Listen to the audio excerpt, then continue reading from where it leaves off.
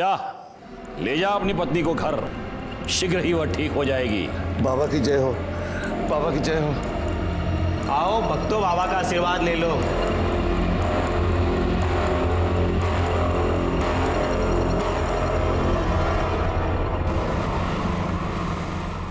पानी आने एक गिलास।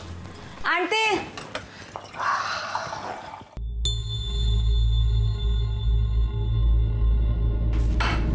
ये ले, घर खर्च के लिए।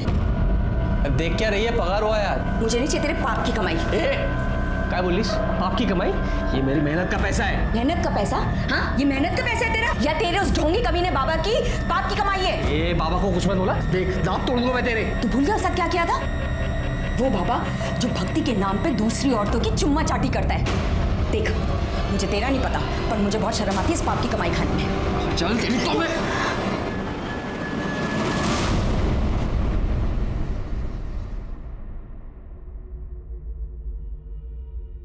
सुनिए, मुझे कुछ पैसे चाहिए थे। देखो साक्षी, तुम्हें अच्छी तरह से पता है मुझे इस तरह के ढोंगी बाबा और उनके चमत्कार पे बिल्कुल विश्वास नहीं है, और ऐसे काम के लिए मैं तुम्हें 1 रुपया भी नहीं दे सकता हूँ। तुम्हें हो या ना हो, पर मुझे है, और ये सब मैं रिया के लिए तो कर रही हूँ ना। देखो साक्षी, मेरी प्यारी रिया को ठीक करने के लिए किसी ढोंगी बाबा की कोई जरूरत नहीं है, और खबरदार तुम इसे किसी के पास लेकर गई ऐसे बाबा के पास।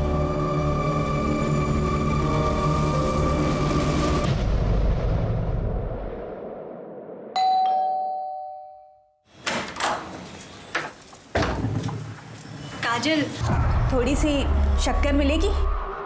वाटी अनलेस? हाँ, वाटी।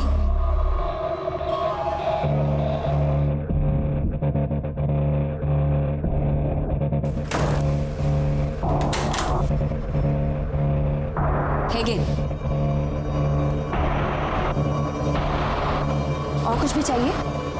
Thank you.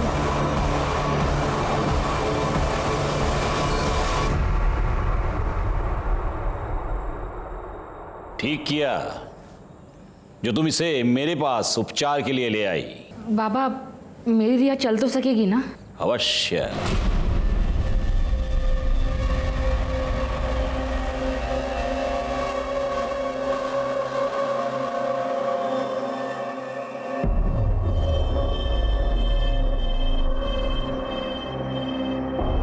ले, ये तेल है, प्रतिदिन 3 प्रहर इस तेल से तेरी बच्ची के पैरों पर मालिश करना। भगवान की कृपा रही, ये बच्ची चलने तो क्या, दौड़ने लगेगी। सच बाबा? सुना रिया, तू चलने लगेगी? अच्छा बाबा, प्रणाम।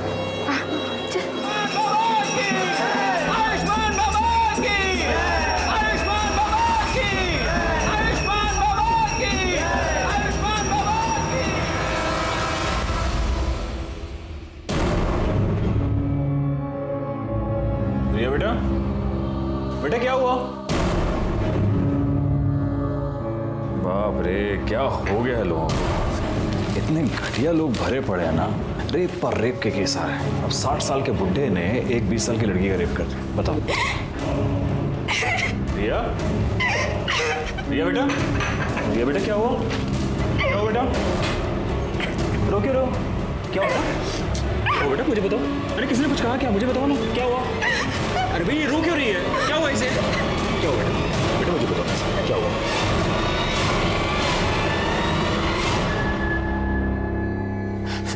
सर देखिए ना सर, मेरी बेटी के साथ क्या हो गया सर? सर मेरी बेटी के साथ सर रेप हो गया है सर। आप प्लीज बैठिए और मुझे शांति से बताइए कि एग्जैक्टली क्या। सर मेरे मना करने के बाद भी ना मेरी बीवी साक्षी सर मेरी बेटी को ना उस ढोंगी बाबा के पास लेके जाती थी सर 6 महीने से। मैंने इसे मना भी किया था, लेकिन सर इसने मेरी एक बात नहीं सुनी सर। मैंने इसको बोला भी था सर। अरे एक मिनट, ये सब यहाँ नहीं चलेगा, ये पुलिस स्टेशन है। आप बैठिए प्लीज। मैडम आप बताइए क्या हुआ? सर, रिया के पैर बहुत कमजोर है, सब कुछ करके देखे लेकिन कोई फर्क नहीं पड़ रहा था। तब मैंने बाबा के बारे में सुना, मैं रिया को उनके पास लेकर गई। बाबा ने इसकी नब्ज देखी और कहा कि ये ठीक हो सकती है।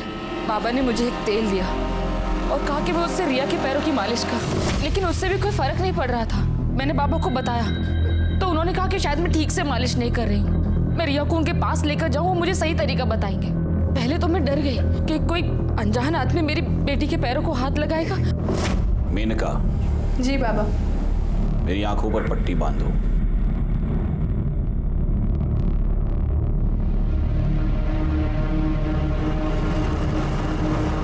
उसके बाद मुझे विश्वास हो गया कि बाबा ढोंगी नहीं है। लेकिन फिर 3 महीने पहले बाबा, वो आज मेरे पास फीस के लिए पैसे नहीं हैं। अरे रे रे रे रे रे रे रे, पैसे नहीं है तो कोई बात नहीं, अब पैसा ही सब कुछ थोड़ा ना है, क्यों बाबा, है ना? अब पैसा नहीं है तो उसके बदले कुछ और देना पड़ेगा।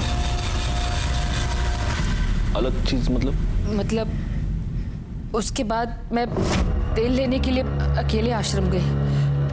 वहां पर उन्होंने मुझे वेटिंग रूम में बैठने को बोला।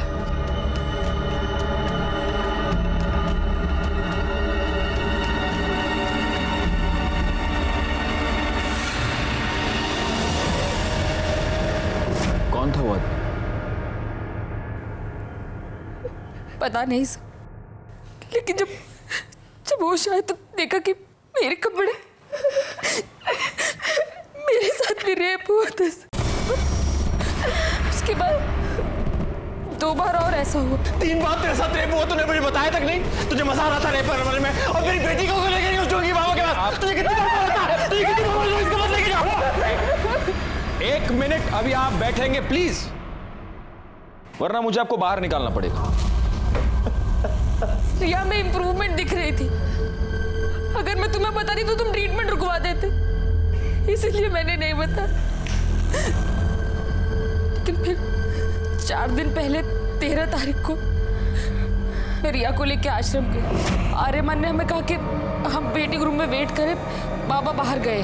उनके शिष्य ने हमें एक शरबत पिलाया, जिसे पी के हम दोनों बेहोश हो गए। लेकिन बेहोश होने से पहले मुझे याद, आर्यमन मुस्कुरा रहा था। मुझे लगा कि फिर से, लेकिन जब मुझे होश आया तो मेरे साथ कुछ भी नहीं हुआ था। लेकिन रिया वहां से गायब थी।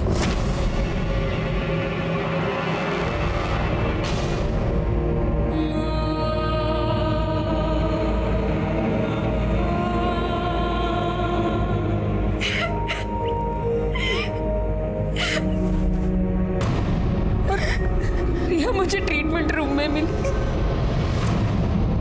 मैंने आर्यमन से पूछा कि उसने ऐसा क्यों किया, तो उसने कहा कि उसने तो रिया को हाथ तक नहीं लगाया। लेकिन मैं जानती हूँ सर कि आर्यमन ने मेरे रिया के साथ रेप।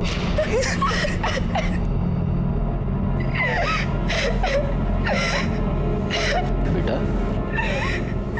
क्या तुमने उस आदमी को देखा? वो आर्यमानी था?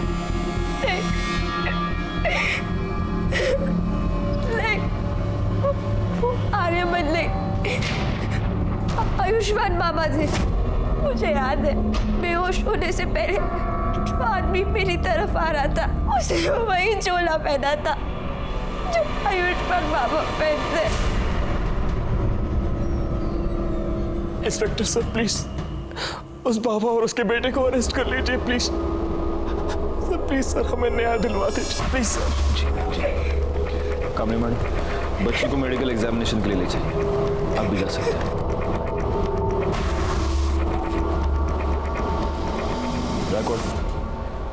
हम चल के इस आयुष्मान बाबा से मिलते हैं।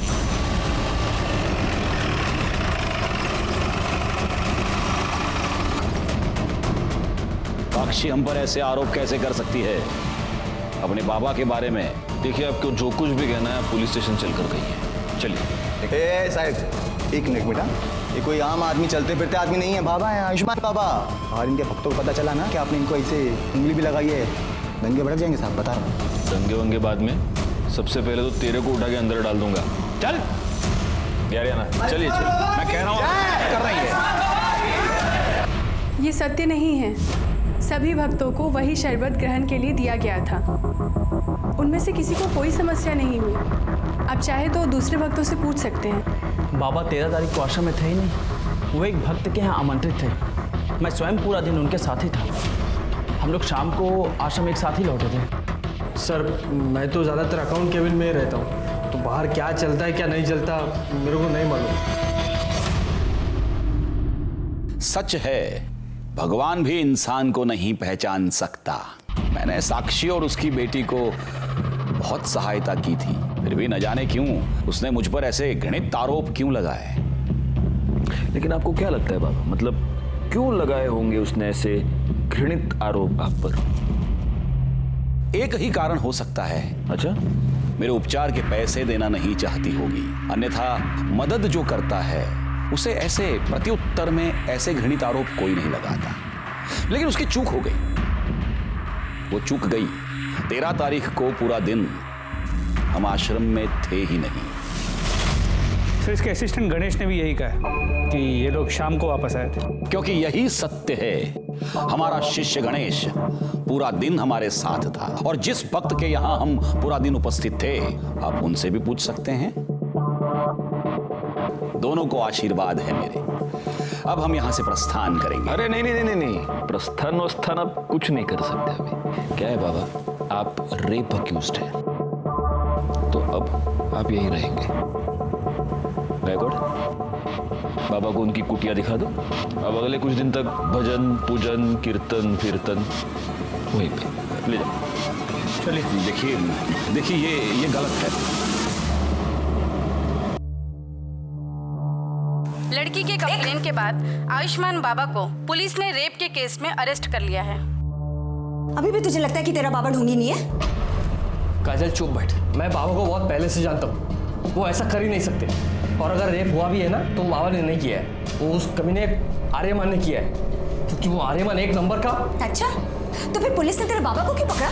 हाँ, संभल के रहे, हाँ संभल के रहे, कहीं बाबा तुझे भी अरेस्ट ना करवा दे। सर, ये रही रिया की मेडिकल रिपोर्ट। इस रिपोर्ट के मुताबिक रिया की बॉडी पर कोई सीमन नहीं मिला है। ये तो एक्सपेक्टेड ही था। 4 दिन बाद वो लोग कंप्लेंट लिखवाने आए थे, 4 दिन बाद हमें क्या मिले? सर एक बात और, रिया की मेडिकल रिपोर्ट से पता चला है कि उसके साथ सेक्स हुआ है, वो वर्जिन नहीं है। नहीं, लेकिन कमली मैडम ये बात लेकर हम कोर्ट में नहीं जा सकते। बाबा का वकील पहली हियरिंग में ये साबित कर देगा कि रिया खुद सेक्सुअली एक्टिव थी और अब उसके माँ बाप बाबा को फंसाने के लिए सब चाल चल रहे हैं। नहीं, हमें कोई ऐसा पुख्ता सबूत चाहिए जिससे हम ये साबित कर पाए कि रेप बाबा ने किया है।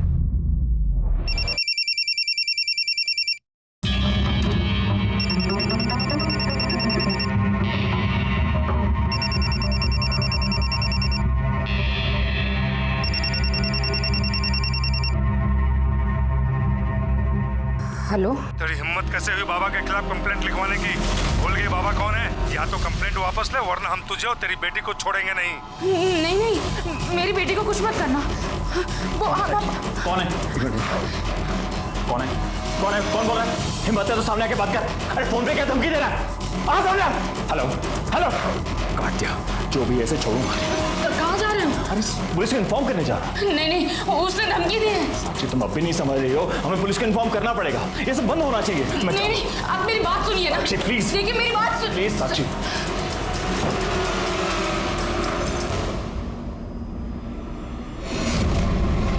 कुत्ते, पहले मेरी बीवी और बेटी के साथ रेप करता है और फिर बाद में धमकी भरे फोन करवाता है। तू सोचता है मैं डर जाऊंगा? छोड़ूंगा नहीं तुझे साले। क्या चल रहा है?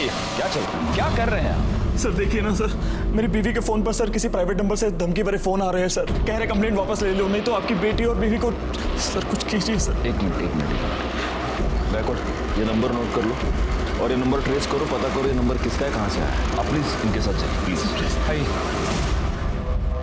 चला कमाल लगा, चला।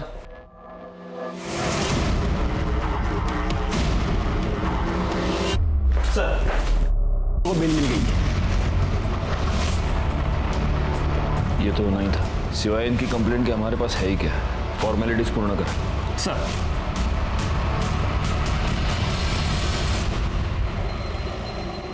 रिया, भाई साहब आपने रिया को कहीं देखा क्या? नहीं। रिया को कहीं देखा क्या? नहीं। वॉचमैन भैया, रिया को कहीं देखा क्या? साक्षी क्या हुआ? भाभी वो रिया ना नीचे वॉक करने के लिए आई थी, मैंने पूरा कंपाउंड देख लिया, कहीं मिल नहीं रही है। अरे इधर ही किधर होगी ना। क्या हुआ साक्षी, इतना घबराई क्यों? रिया कहीं मिल नहीं रही है प्रवीण। उसने उसे किडनैप कर लिया। उसने कहा था कि वो हम लोगों को नहीं छोड़ेगा। और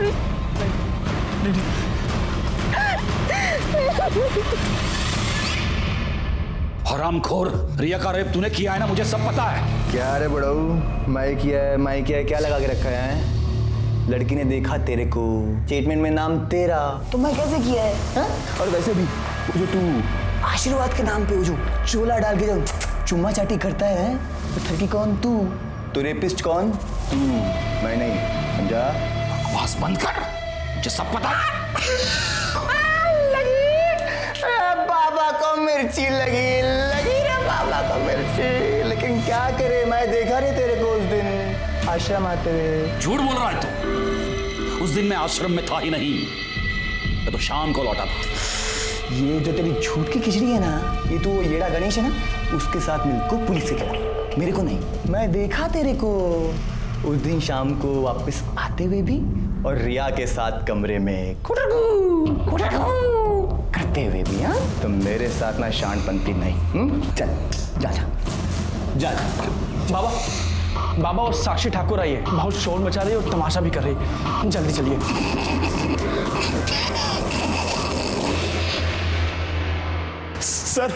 सर हमारी बेटी रिया गायब हो गई है सर, उसे बचा लीजिए सर, उन्हीं लोगों ने सर किया है ये सब। लेकिन कब से गायब है वो? सर वो शाम को 5 बजे रोज की तरह नीचे वॉक करने गई थी। अपना फोन भी घर पर भूल गई। जब 6 बजे तक घर नहीं आया तो मैं नीचे दिखने के लिए गई। पूरी बिल्डिंग, पूरा कंपाउंड, सब जगह दिख लिया, लेकिन रिया कहीं नहीं मिली। सर उस बाबा ने ये किडनैप किया है सर, मेरी बेटी को बचा लीजिए सर। देखिए आप निश्चिंत रहिए, हम जरूर रिया को ढूंढ निकालेंगे।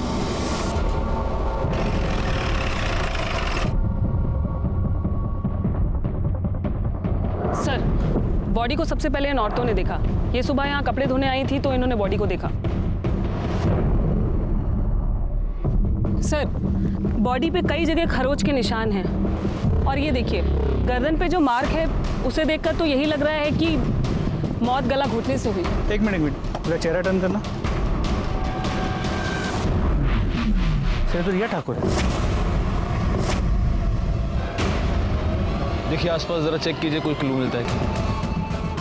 सर ये तो बैसाखी मुझे वहां पे मिली। कामी मैडम, सर फॉरेंसिक टीम को बुलाइए और बॉडी को पोस्टमार्टम के लिए भेज दीजिए। Okay sir. अब इस बाबा का टाइम आ गया है।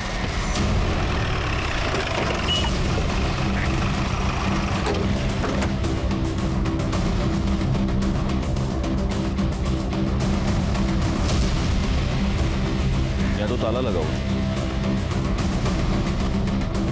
सुनिए, ये इस आश्रम को ताला क्यों लगा हुआ है? पता नहीं साहब, हम तो जब सुबह दुकान पे आए तो देखा कि ताला लगा है। एक काम करो, ये बाबा, उसका बेटा, इस आश्रम के लैंडलाइन नंबर्स सब फोन टैप करो और ये पता करो कि इस बाबा की और कहाँ प्रॉपर्टी, और जरा इस बाबा के भी डिटेल्स निकालो। ये ओरिजिनली कौन है, कहाँ से आया है, और ये सारी डिटेल्स मुझे जल्द से जल्द चाहिए। सर, पुलिस ने लड़के की पहचान रिया ठाकुर के नाम से की है। ये वही रिया ठाकुर है जिसने आयुष्मान बाबा पर बलात्कार का इल्जाम लगाया था। याद है ना तुम्हें? इसी बाबा ने तुम्हारे सामने मुझे किस किया था। तब तुम ऐसे ही बस मुंह खोलकर उसे देख रहे थे। तुम्हारी इन्हीं हरकतों से ना उसे बढ़ावा मिला, और आज देखो उसने एक छोटी सी बच्ची को मार के फेंक दिया। पर तुम आज भी ना बस ऐसे ही खड़े रहना, कुछ मत करना, और जा पलाते रहना कि तुम्हारा बाबा इनोसेंट है ना? सर, कल रात को जब ड्यूटी खत्म होने के बाद आप घर चले गए तो एक आदमी ने कॉल किया था। वो कह रहा था कि रिया मर्डर केस के बारे में कुछ जानता है और आपको बताना चाहता है। मैंने उससे कहा कि आप घर चले गए, तो उसने कहा कि मैं दोबारा कॉल करूंगा। उसने फ़ोन कट कर दिया और अभी तक उसको कॉल नहीं है। मैं सुबह से ट्राई कर रहा हूँ उसको कॉल करने की, लेकिन मोबाइल स्विच ऑफ आ रहा है। जोशी, पता करो ये नंबर किसका है, हो सकता है इससे हमें कोई इंपॉर्टेंट लीड मिले। Yes sir. रिया ठाकुर की पोस्टमार्टम रिपोर्ट के मुताबिक पहले उसके साथ रेप हुआ था, फिर 18 तारीख की शाम 7 और 8 बजे के बीच उसका गला घोट के उसे मार दिया गया। बॉडी पर सीमेन या कोई ऐसी चीज मिली जिससे मर्डरर को आइडेंटिफाई कर पाए? नहीं सर, बॉडी की फोरेंसिक रिपोर्ट 2 दिन बाद आएगी। 2 दिन? ठीक है, तब तक वेट करते, हो सकता है उससे कोई क्लू मिले। सर आयुष्मान ट्रस्ट के नाम से आयुष्मान बाबा की 4 प्रॉपर्टीज है। बोरिवली, दहिसर, वसई और विरार में, लेकिन चारों प्रॉपर्टीज में कोई रहता नहीं है, वहाँ पे ताला लगा हुआ है। गायकवाड़ एक काम करो, इन चारों जगहों पर सिविल में अपने आदमी रख दो 24 घंटे। पता नहीं क्यों मुझे ऐसा लगता है कि बहुत जल्द यहाँ पर कोई रहने आएगा। सर, हमने आयुष्मान बाबा की डिटेल्स निकाली तो पता चला कि ओरिजिनली वो विरार का रहने वाला है और कुछ साल पहले किसी रामनारायण तिवारी नाम के वैद्य को असिस्ट कर रहा था, उसका कंपाउंडर था। गायकवाड़ एक काम करो, इस रामनारायण तिवारी वैद्य से पूछताछ करो और इस बाबा के बारे में जितनी डिटेल्स हो सके उतनी डिटेल्स निकालो। सर, वो हमारे पास 3 साल काम किया था, हमने उसको सब सिखा दिया था। मालिश करना, हड्डी बिठाना और आयुर्वेद तरीके से उपचार करना, दवाई बनाना भी।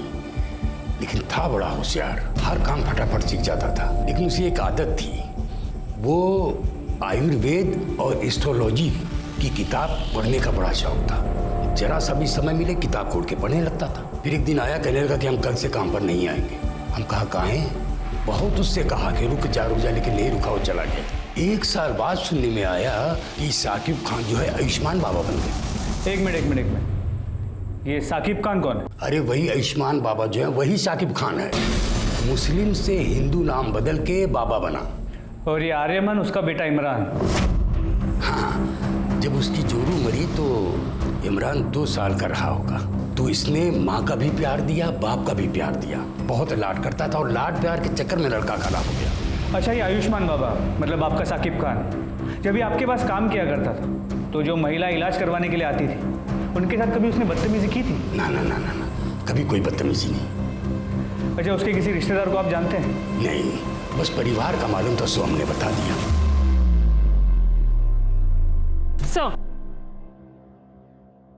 साक्षी ठाकुर को जिस प्राइवेट नंबर से थर्ड कॉल आ रहे हैं वो पिछले 24 घंटे में अलग अलग लोकेशन पर ऑन ऑफ हो रहा है। आपने ट्राई करके देखा? हाँ सर, हमने कई बार ट्राई किया पर हर बार ऑफ बता रहा है। और सर एक बात और, ये नंबर सूरज यादव के नाम पर रजिस्टर्ड है। हमने उसके घर का भी पता किया पर वो एड्रेस भी फेक निकला। आप लगातार ये नंबर ट्राई करते रहिए और उसकी लोकेशन ट्रेस कीजिए। सर, कल रात को जिस नंबर से कॉल आया था वो मोबाइल नंबर किसी निखिल परांजपे के नाम पे रजिस्टर्ड है। निखिल परांजपे? Yes sir. निखिल परांजपे तो आयुष्मान बाबा का अकाउंटेंट है, यानी कि वो हमें कोई इन्फॉर्मेशन देना चाहता है। हम यहाँ बैठे बैठे उसके फोन का वेट नहीं कर सकते। कामड़ी मैडम, एक काम कीजिए, आप फौरन जाके निखिल परांजपे के बारे में पता कीजिए। Yes sir.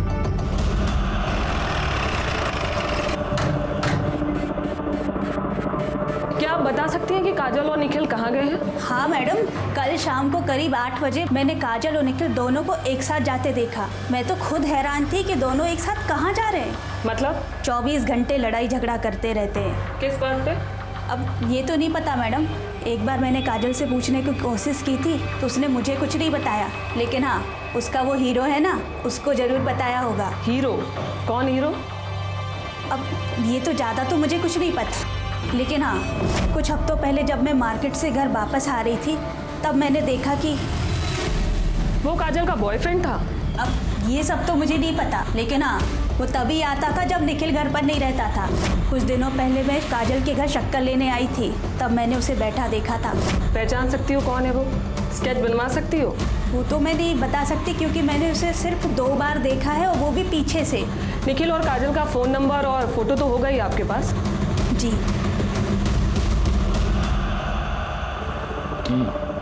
मतलब आयुष्मान बाबा सादिक खान है जो फ्रॉड करने के लिए एक हिंदू बाबा बना। गायकवाड़, मैंने तुम्हें उसके प्रॉपर्टीज पर नजर रखने के लिए कहा था, उससे कुछ पता चला? नहीं सर, अब तक तो वहाँ कोई भी नहीं आया और आसपास के लोगों से पूछताछ की तो समझा कि उन प्रॉपर्टीज में हमेशा ताला होता है। वहाँ किसी को आते जाते देखा नहीं है। उसके बैंक अकाउंट चेक किए? उसे पैसे की जरूरत तो पड़ती होगी। वहाँ से भी कोई लीड नहीं मिल पाया। जब से ये बाबा गायब हुआ है अकाउंट्स में ना कोई पैसे डिपॉजिट हुए हैं ना ही विड्रॉ। बड़ी अजीब बात है, एक फ्रॉड बाबा गायब होता है, उसके साथ उसका अकाउंटेंट गायब होता है और साथ में अकाउंटेंट की बीवी भी गायब होती है। अच्छा, अभी कामड़ी मैडम ये बता रही है कि बीवी का किसी के साथ अफेयर चल रहा था। हो सकता है इन दोनों के बीच में बहुत झगड़े थे इसीलिए उसका अफेयर चल रहा था, या फिर उसका अफेयर चल रहा था इसलिए झगड़े थे। कोई और रीजन लगता है? सर मुझे तो लगता है झगड़े का रीजन उसकी बीवी का एफआईआर ही हो सकता है। लेकिन अगर ऐसा है तो कल शाम को दोनों एक साथ कहाँ पर गए थे? कहीं ऐसा तो नहीं कि मर्डरर को पता चल चुका था कि निखिल पुलिस को कोई इन्फॉर्मेशन देने वाला है, इसलिए इन दोनों मियाँ बीवी को साथ में कहीं पर बुला लिया? सर मुझे लगता है कि ये निखिल काजल और उसके बॉयफ्रेंड को कन्फ्रंट करना चाहता था, इसलिए उन्हें साथ लेकर गया, मगर काजल और उसके बॉयफ्रेंड ने निखिल को गायब कर दिया और दोनों भाग गए। पॉसिबल। लेकिन फिर भी ये थियरी है गायकवाड़। हम कंफर्म ये नहीं कह सकते कि निखिल अपनी बीवी के अफेयर की वजह से गायब है या फिर बाबा की वजह से। और गायब होकर गया कहाँ? सर, गोरे के जंगल एरिया में एक लाश मिली है।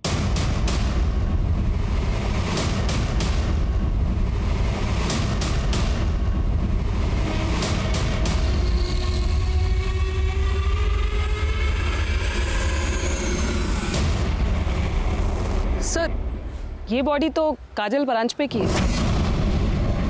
What? Yes sir. सर, जिस तरह साड़ी को लपेटा गया है उसे देखकर तो यही लग रहा है कि मर्डर से पहले रेप हुआ है। जरा ठीक से चेक कीजिए। Yes sir.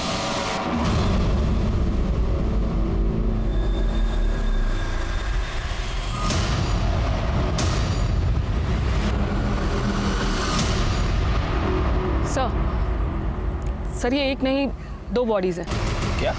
मेरा मतलब है सर, एक बॉडी में 2 डेड बॉडी। क्या बात कर रही हैं आप कामिनी मैडम?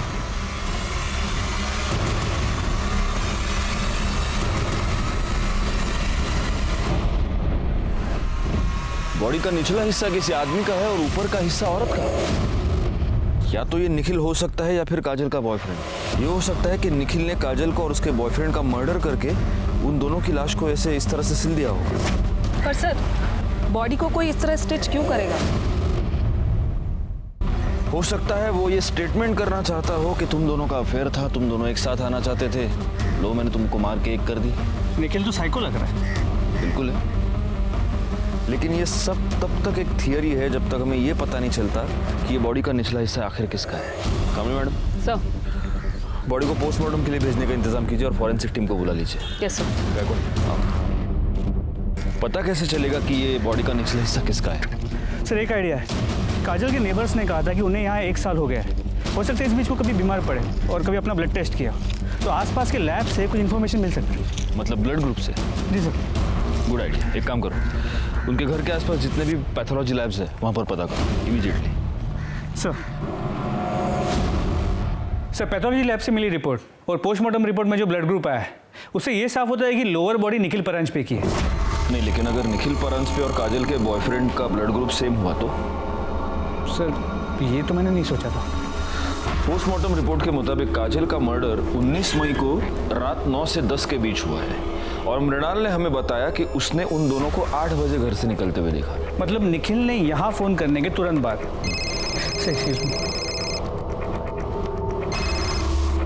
हेलो, ठीक है सर। गोरे के डंपिंग ग्राउंड के पास 2 आधी कटी हुई डेड बॉडीज मिली।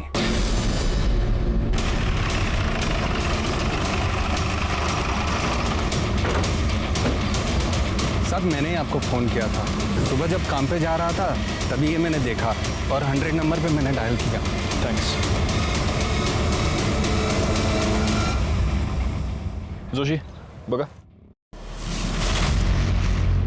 सर, ये बॉडी तो निखिल की है। मतलब इसे इतना तो क्लियर हो गया कि उस बॉडी का निचला हिस्सा निखिल का था। सर, सिर के पीछे गहरी चोट है। हो सकता है मौत की वजह ये चोट ही है। सर, ये देखिए।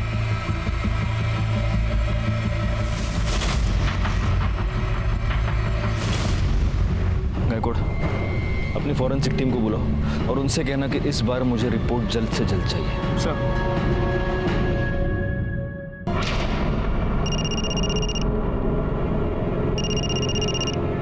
हाँ सर। कोई अपडेट? सर, मैं यहाँ पे कब से नजर रखे हुए हूँ लेकिन कोई हलचल नहीं। सर, मैं यहाँ पे कब तक रुकूँ? वो बोलता हूँ मैं, लेकिन अभी के लिए वहाँ पे नजर रखो। ठीक है सर। ओके।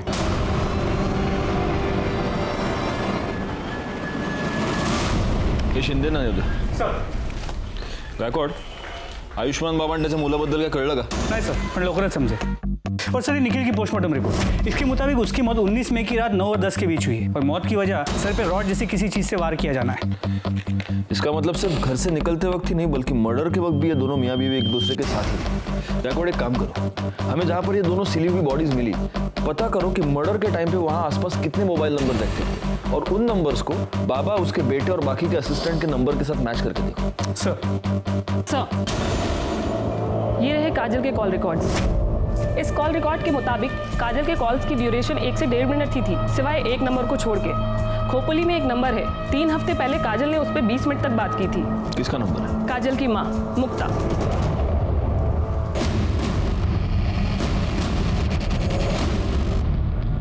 बड़ी अभागन थी मेरी काजल। तिच्या नशिबात सुखच नव्हतं। हम जब पालघर के पास नांदोर गांव में रहते थे तब काजल दूसरे बिरादरी के लड़के के साथ भाग गई। पूरे गांव ने हमें बेदखल कर दिया। हम लोग दर दर भटकने लगे, कभी यहाँ गावात कभी त्या गावात। अभी 1 महीना पहले नवीन को यहाँ काम मिला। 3 हफ्ते पहले आपकी काजल से बात हुई थी? हो सर, 1 महीने पहले की बात है सर। मेरी जानने वाली को मुंबई में काजल बाजार में टकरा गई। उसने मुझे फोन किया, काजल ठीक है, और उसने काजल का नंबर दिया। मैंने सोचा मैं उससे बात नहीं करूंगी, क्या करूं, माँ हूं ना। मैंने उसे फोन किया, बड़ी खुश लग रही थी वो फोन पर। उसने कहा कि वो मुझसे मिलने आने वाली है, पर नहीं, वो नहीं आई। उस निखिल के घर वालों ने मारा है साहब मेरी ताई को। साहब हमारी ताई उसे कभी पसंद नहीं थी, हम लोग अलग बिरादरी के ना, इसीलिए। वैसे 19 तारीख को तुम कहाँ थे? मैं काम पे था साहब। विठल और मैं साथ में ही काम पे जाते। विठल कौन? हमारा पड़ोसी, इधर बाजूला रहा। निखिल की फैमिली का नांदौर का एड्रेस है आपके पास? ठीक है सर, विठल ने कंफर्म किया है। 19 मई को नवीन उसके साथ सुबह से शाम तक गोडाउन में ही था। एक काम करते, निखिल के घर चलकर पता करते कि इस नवीन के बात में कितनी सच्चाई है। मैंने कितनी बार निखिल को समझाया था कि काजल तेरे लिए ठीक नहीं है, फिर भी उसने मेरी एक बात नहीं मानी। इसलिए तुमने उन दोनों का पता लगाया, उनका मर्डर किया और अपना बदला पूरा किया। क्या बात कर रहे हो साहब?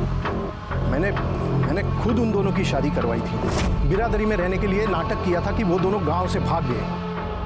दरअसल मुझे पहले से ही पता था कि वो दोनों मुंबई में कहाँ रहते हैं, क्योंकि वो घर मैंने ही भाड़े पे लेके दिया था उन्हें। हर दूसरे दिन मेरी निखिल से बात होती थी। फिर मैं अपने बेटे और बहू को क्यों मारूंगा?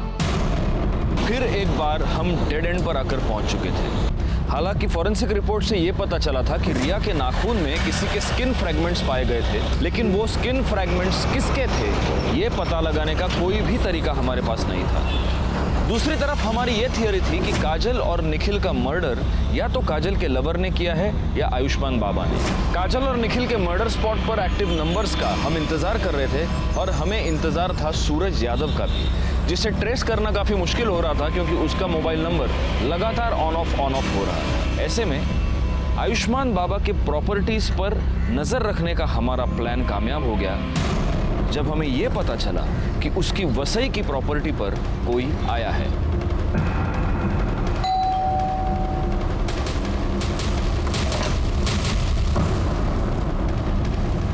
जी, आपका नाम? माजिद खान। सादिक खान को जानते हैं? हाँ, वो हमारे फूफी के लड़के हैं, हमारे बड़े भाईजान हैं। बड़े ताज्जुब की बात है माजिद साहब, आपकी आवाज़ आपके फूफी के लड़के से बहुत मिलती जुलती है। देखिए, आप हमें खामखा परेशान कर रहे हैं। हमारे बड़े भाईजान का उन्होंने जो किया है उससे हमारा कोई वास्ता नहीं है। गायकवाड़,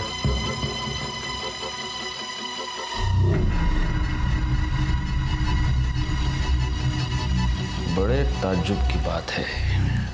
सिर्फ आवाज ही नहीं, आपके हाथ पर चोट का निशान भी आपके फूफी के लड़के से मिलता जुलता है। सुनिए मेरी बात सुनिए। आयुष्मान बाबा, अब तेरे आशीर्वाद देने के दिन खत्म हो गए, अब हम तुझे आशीर्वाद देंगे। सर, मुसलमान होके मैं आयुर्वेद या ज्योतिष का धंधा नहीं कर सकता, इसलिए फिर सादिक खान से मैं आयुष्मान बाबा बन गया।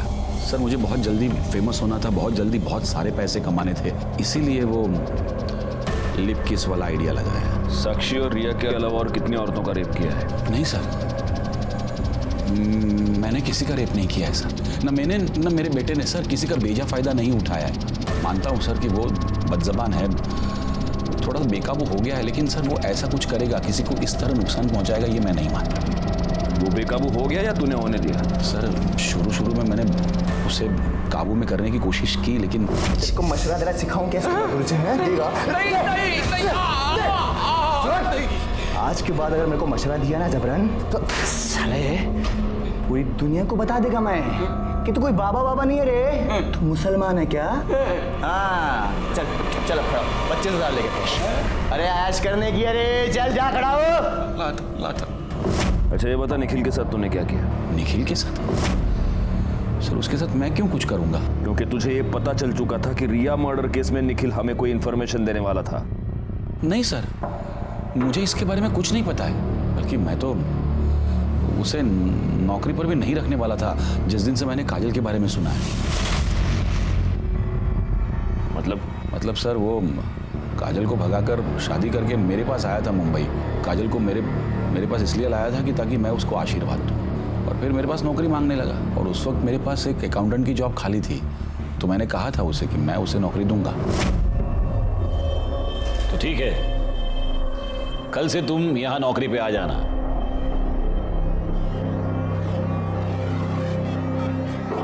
मेरी बीवी है।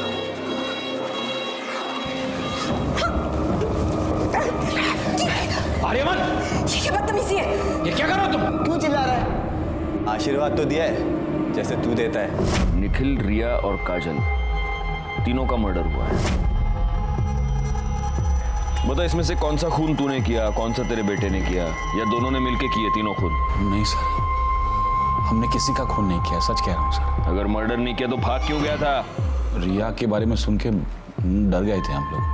बेटा कहाँ है तेरा? कहाँ छुपा के रखा है उसको? जिस दिन से आश्रम से भागा उस दिन से वो गायब है सर। गायकवाड़, इसका डीएनए टेस्टिंग कराओ। रिया के नाखून में जो स्किन का फ्रैगमेंट पहले उससे मैच करके देखो। आयुष्मान बाबा आखिर तक यही कहता रहा कि वो निर्दोष है, और हमारे पास भी उसके खिलाफ कोई भी पुख्ता सबूत नहीं था। हम उसके डीएनए टेस्ट के रिजल्ट का इंतजार कर रहे थे। आर्यमान अभी तक गायब था। ऐसे में हमारे पास उन फोन नंबर्स की लिस्ट आई जो 19 मई को रात 9 से 10 के बीच निखिल और काजल के मर्डर स्पॉट पे एक्टिव थे। वो 3 नंबर्स थे, और उन 3 नंबर्स में से एक नंबर के बारे में हमें पहले से ही पता था।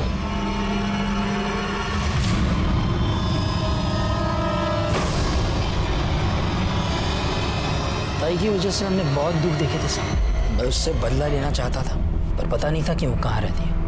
फिर पता चला कि आई को उसका फोन नंबर मिला है। तो तू पहली बार में ही कामयाब हो गया।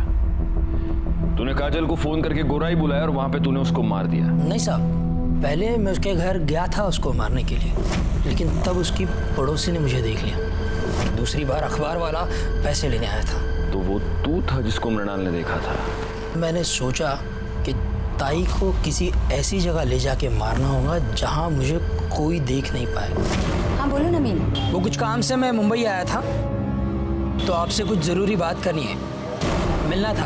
अरे पर ताई, मैं वो सब आपको मिल के बताता हूँ। आप एक काम कीजिए, आप मुझे गुराई के पास आके मिलिए। अच्छा ठीक है, मैं आती है। क्या हो गया, यहाँ क्यों बुलाया? घर आ जाता ना। छोड़ूंगा नहीं। छोड़ उसे। देखा, मैंने तुझे कहा था इसे सुनसान जगह पे बुला, जरूर कुछ गड़बड़ है। सब उसके बाद मैं घर जाके विट्ठल को मना लिया, ताकि कल को अगर पुलिस पूछे तो उनसे झूठ कहे कि मैं दिन भर उनके साथ था। लेकिन तू अपने मोबाइल को नहीं मना पाया, और तेरी मोबाइल लोकेशन ने तुझे फंसा दिया। निखिल और काजल के मर्डर की चार्जशीट फाइल करो इसके। सर इन्फॉर्मेशन मिली थी कि सूरज यादव, जिसने साक्षी को थ्रेटनिंग कॉल किया था, वो एक प्रोस्टिट्यूट के पास रेगुलरली जाता है। सर उसी एरिया में भी सूरज का फोन स्विच ऑन हुआ और उसने एक फ़ोन कॉल किया जिसे हमने रिकॉर्ड कर लिया है। सर सुनिए वो क्या कह रहा है।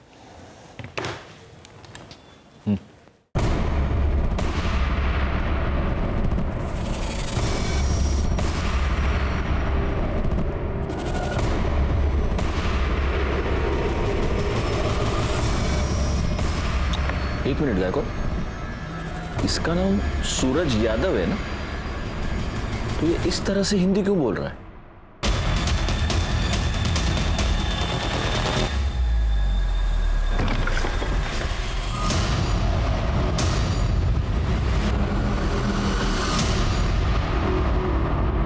क्या बुलाऊं तुझे? आर्यमान, इमरान या फिर सूरज यादव?